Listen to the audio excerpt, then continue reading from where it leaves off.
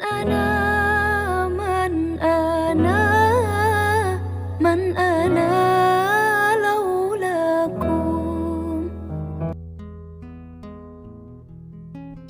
Man arofa nafsahu arofa robbahu. Kunci kebahagiaan, katanya Ghazali, kenal dirimu. Kalau kamu sendiri masih nggak paham siapa kamu, apa maumu, kamu tidak akan bisa bahagia. Sebenarnya ini teori paling gampang. Kalau kamu nggak ngerti selera makanmu, janjane misalnya makanan yang kamu sukai apa sih, kalau kamu nggak ngerti, ya kamu nggak akan bisa membahagiakan dirimu, mau kamu sendiri nggak ngerti. Cara paling gampang untuk bahagia ya membaca dirimu sendiri dulu. Katanya Ghazali di bagian awal Kimia Usa'adah itu, ia yang mengenal dirinya, ialah yang akan merasakan kebahagiaan sejati. Mungkin selama ini kamu nggak bahagia karena kamu nggak kenal dirimu. Sebenarnya kamu suka misalnya baju-baju tipis, tapi karena kamu nggak kenal dirimu, kamu lihat orang lain pakai baju-baju tebal, pakai baju-baju jubah, kamu anggap itu yang enak, dan kamu tiru, ya udah nggak enak akhirnya. Kamu nggak nemu kebahagiaan di situ. Jadi kenali dirimu dulu deh.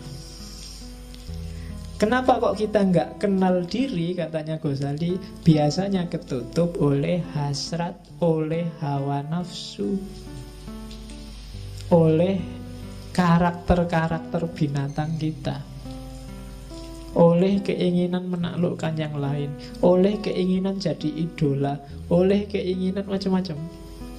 Itu yang bikin kita nggak kenal.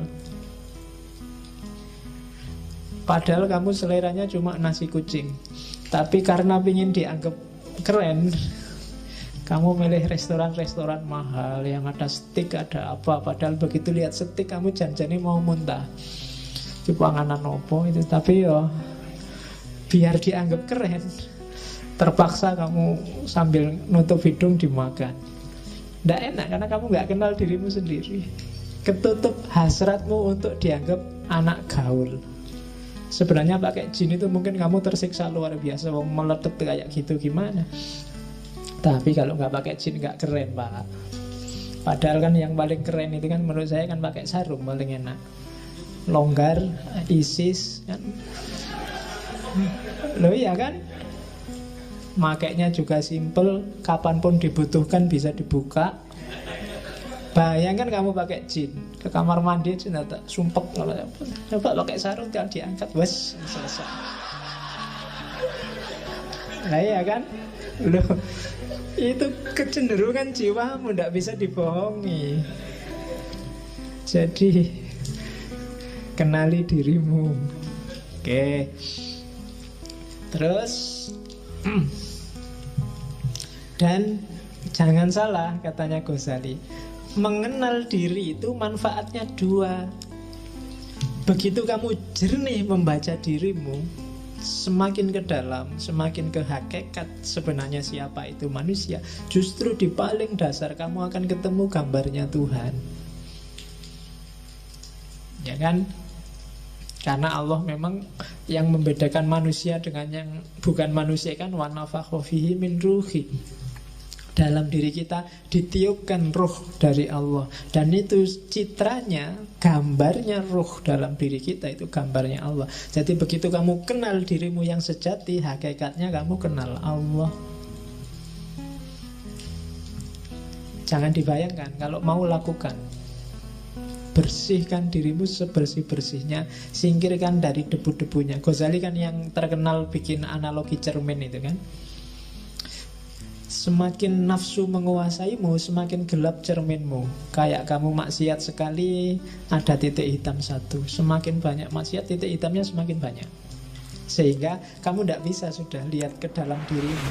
Akhirnya kamu tertipu oleh titik-titik hitam itu. Kamu anggap yang penting yang titik-titik hitam itu. Padahal kalau kamu bisa bersihkan itu, kamu sisihkan itu semua, kamu akan melihat bahwa sebenarnya itulah hakikat dirimu dan sekaligus itulah Tuhanmu. Oke, jadi kunci bahagia pertama, kenali dirimu. Saya tidak tahu pernah nggak teman-teman sekali-sekali mikir tentang dirimu sendiri. Mungkin paling tidak kayak tadi, nanti kalau ada waktu ya bikin semacam muhasabah, semacam tafakkur. Tipe orang kayak gimana sih kamu itu? Yang kamu sukai apa, yang tidak disukai apa? Cita-citamu apa saja? Keinginanmu apa saja? Terus kamu cek, ini keinginan ini sifatnya kayak gimana sih, positif apa negatif? Kalau negatif, kenapa kok negatif? Sumbernya dari mana? Dan akhirnya mau jadi apa? Wah, itu muhasabah namanya. Jadi yang pertama, kenali dirimu deh. Siapa kamu? Ya kalau orang perang itu kan harus ngerti posisinya. Kalau kamu nggak ngerti posisinya, gawat. Ya kan? Di rumah aja kan kamu harus ngerti posisi.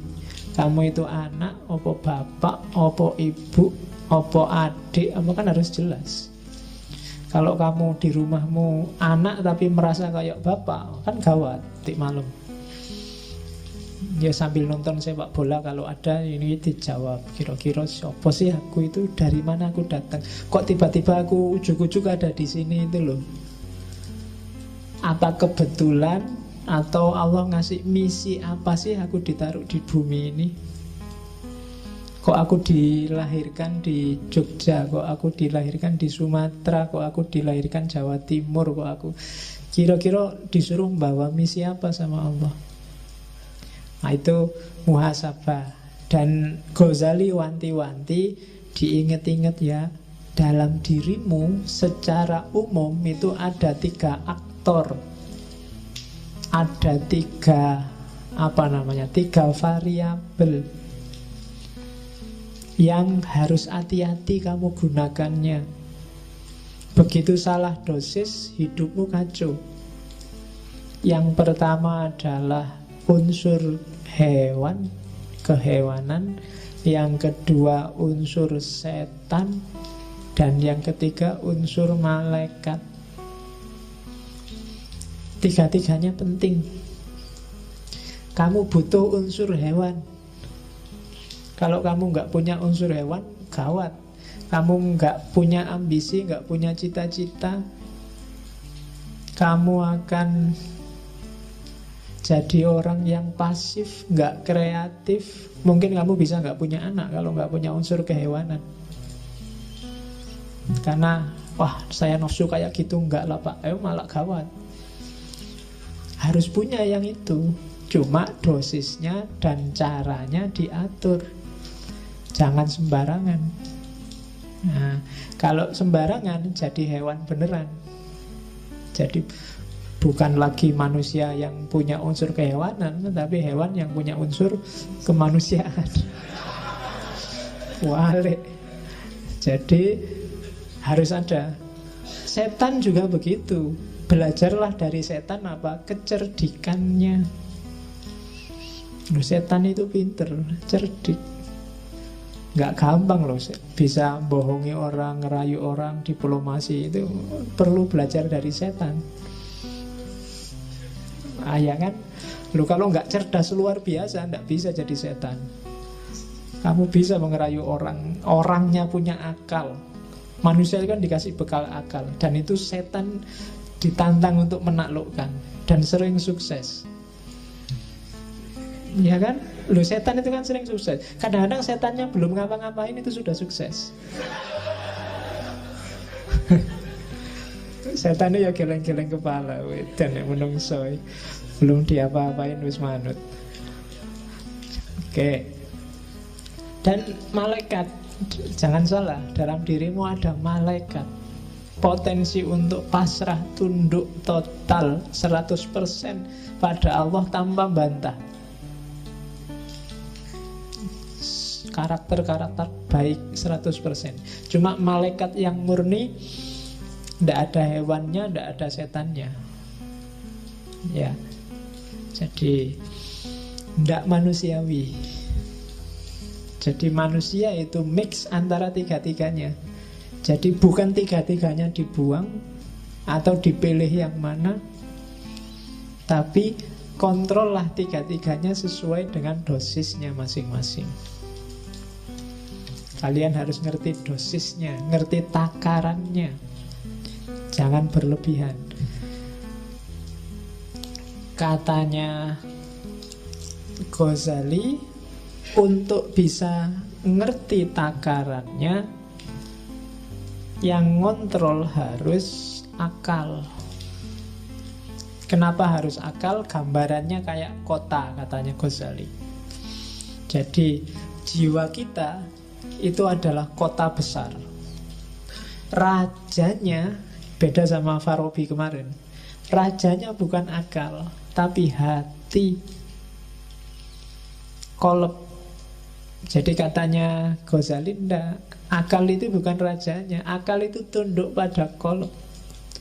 Suka dan tidak suka, kecenderungan batinmu. Jadi Ghazali melihat manusia itu disetir oleh kecenderungannya. Akal, dalil, argumen, pikiran itu datang belakangan mendukung kecenderungan hatinya. Maka bereskan dulu hatimu, karena hati itu rajanya.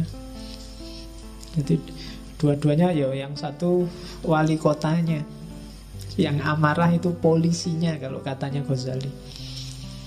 Jadi dalam diri kita itu isinya polisi yang marah-marah, kemudian wali kota yang penuh ambisi, dan panglima yang punya kekuatan ngatur, serta raja yang mengendalikan.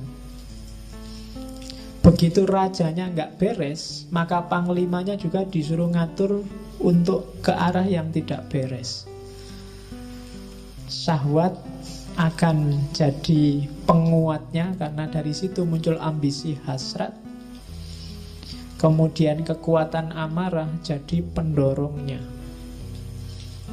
Jadi hati-hati, makanya hati harus lembut, baru yang lain ikut lembut. Kalau hati kasar, akalmu juga akan mengarah pada kasar, syahwatmu juga dikontrol oleh kekasaran, dan amarahmu akan semakin menyala.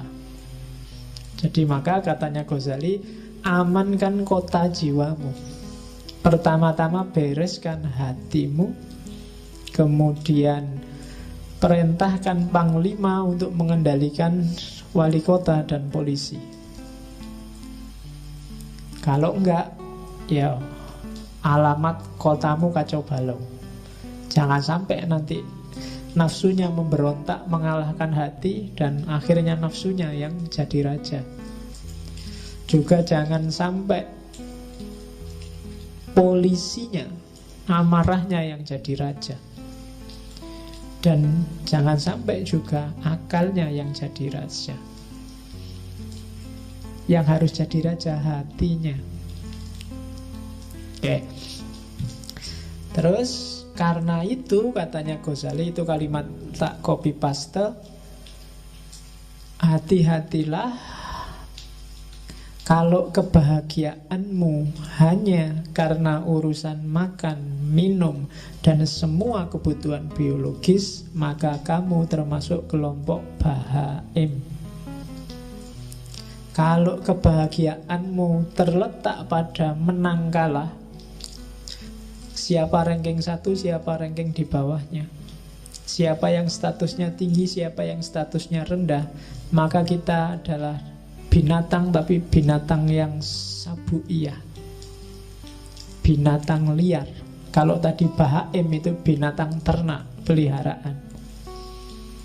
Kalau hidup kita yang bikin kita bahagia adalah tipu daya, muslihat, mencurangi orang lain, maka kebahagiaan kita adalah kebahagiaan jenis kebahagiaannya setan.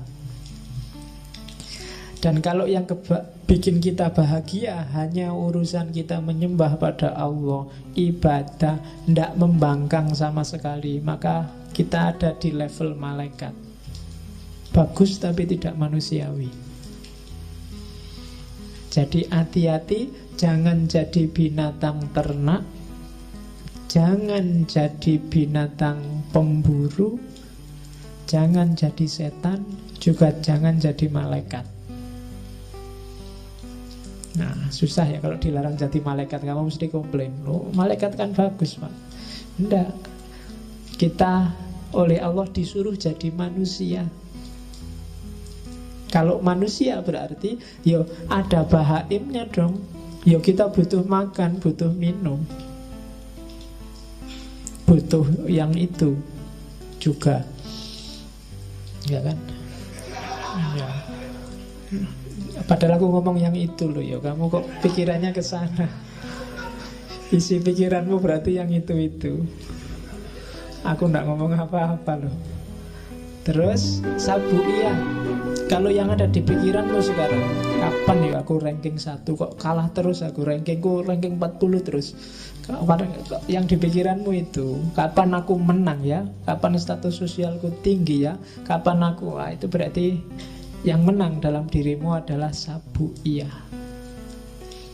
Kalau yang ada di pikiranmu urusan muslihat, trik-trik, gimana caranya aku bisa sukses, gimana caranya aku bisa kaya, trik-trik kayak gitu, maka kita ada di levelnya setan. Tapi kalau yang ada dalam dirimu, pokoknya kita harus pasrah 100% pada Allah untuk jadi khalifah di muka bumi. Kalau kamu ndak kayak setan, ndak cerdas, ndak kreatif, ya kan? Licik itu bagus untuk hal yang baik.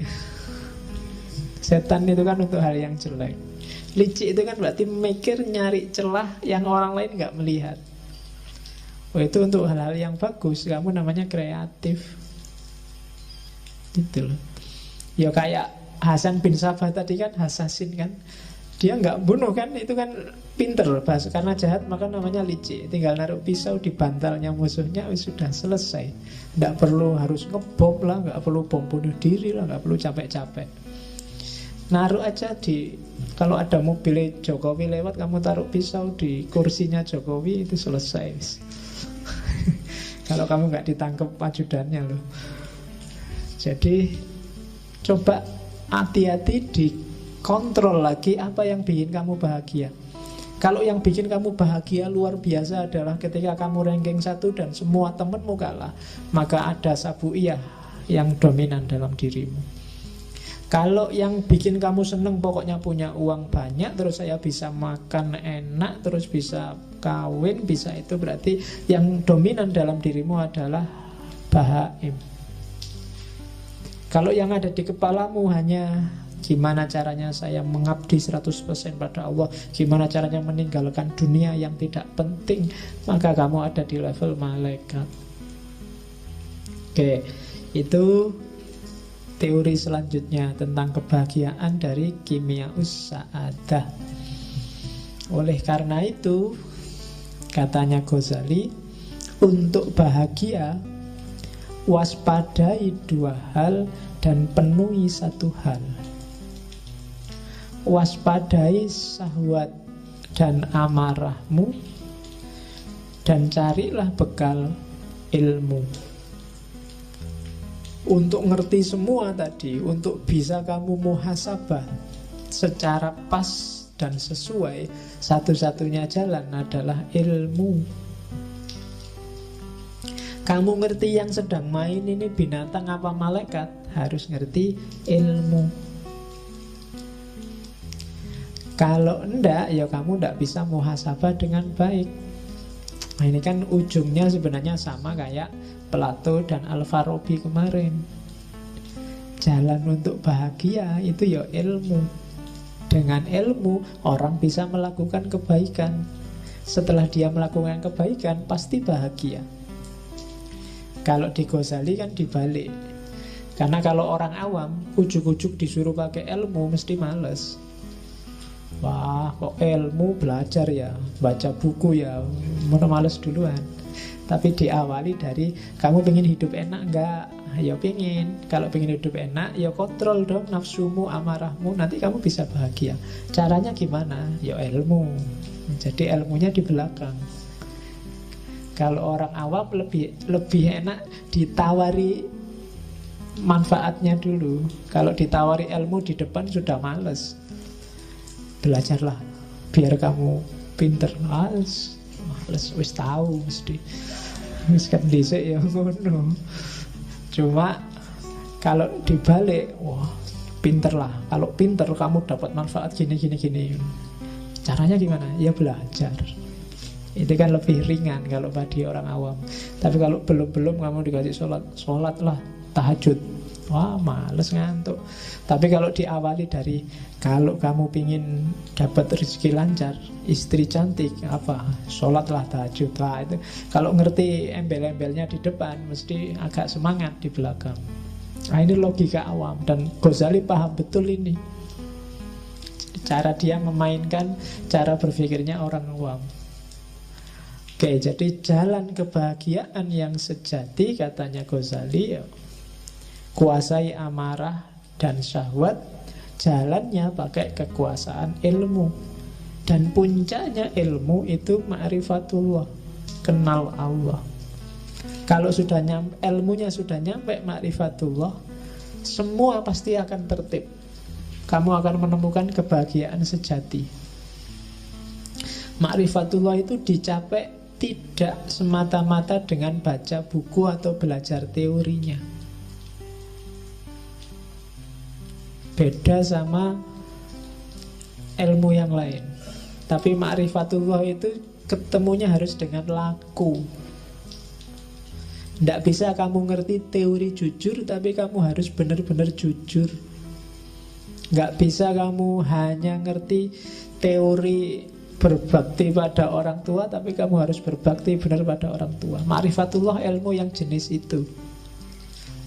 Jadi akan kamu peroleh sendiri kalau kamu dekat sama Allah. Jadi, dan untuk dekat sama Allah harus ada laku tertentu. Ada yang salah dengan prosedurmu cari ilmu. Silahkan kamu muhasabah sendiri.